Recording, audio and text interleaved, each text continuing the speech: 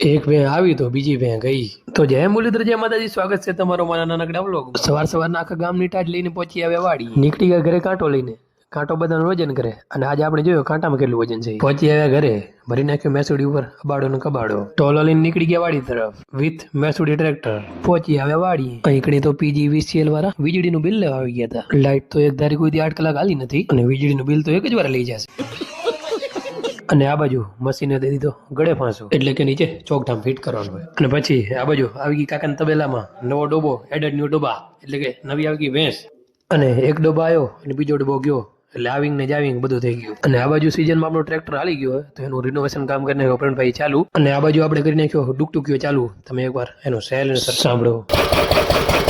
અને આ બાજુ કરી નાખ્યો મેસોડીને એકદમ ઘોઘરા જેવો. આપણે કર્યું થોડુંક જીરું. અને તો પાયો નથી ને પંપ પઠે કરવાના આવી ગયા વારા. અને પાક છે ત્યાં સુધી કેટલી વાર ખવાય કરવા પડશે એનું જ કઈ નથી નક્કી. અને થઈ ગઈ હા આપણા ભરણભાઈ ને ખવાય કરાવે બંધુલો. અને આપણે બે ગયા બાઈક પર ચલો લઈને આપણે નીકળી ગયા ઘર તરફ.